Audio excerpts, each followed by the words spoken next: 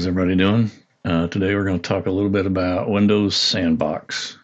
All right, so to use this is built in Windows 11. Go to Program Features, turn on or off Windows feature, and then you scroll down to Windows Sandbox. Click that little checkbox, install it. Then you have to reboot, but then you'll have Sandbox enabled. Then if you go down to the Start menu, search for Sandbox. Basically what you get is an isolated version of Windows. So you can do whatever you really want to do. It's got PowerShell and it's a base Windows image made up of what you're running on. I use this a lot of times to test scripts and code and EXEs and all that, just so I can do that without harming my host machine. So what I want to show you today is one of those things that I do.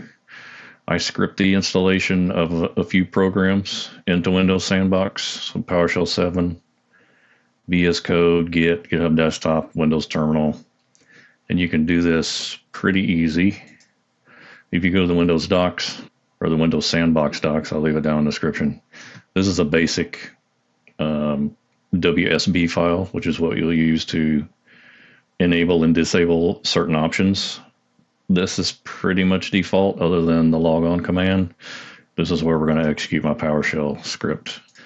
The one thing to note, if you download my code, you'll have to put everything into C Sandbox, or obviously change the file folder path here. So this is what Windows recognizes as a Windows Sandbox file, so it'll spin up this. And basically all we're going to do is tell it to unrestrict execution policy and then run PowerShell and run the install app script.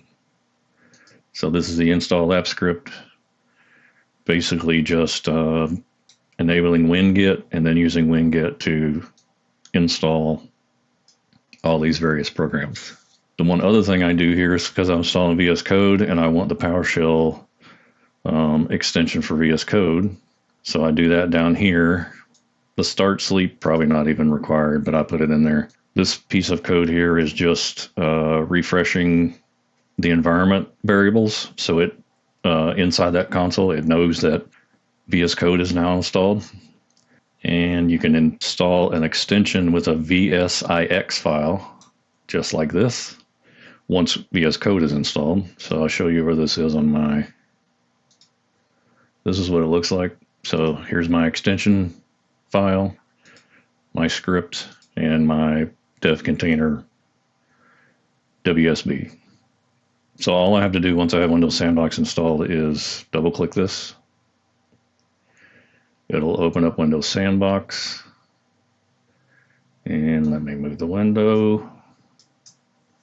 You'll see the PowerShell window pop up here real quick.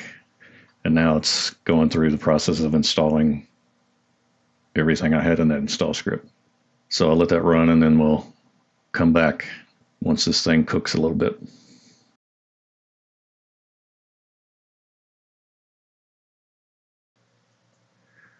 All right, so it looks like we're done.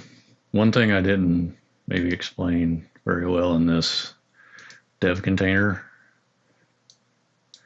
Basically what you're doing here is mapping a folder on the host to the same thing inside the sandbox.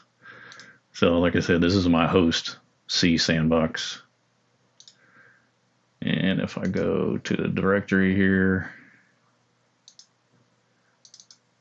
you'll see there's C Sandbox here, same files. So that's where it's accessing that install. Let's make sure everything installed. So now I have VS Code. And there's my PowerShell extension. So looks like everything finished all right. So that's how you essentially stand up a dev environment in Windows Sandbox. Obviously, if you wanted to add PowerShell modules, you could do that as well in the install apps file. So hope you found that useful. Thanks for watching, and I'll see you on the next one.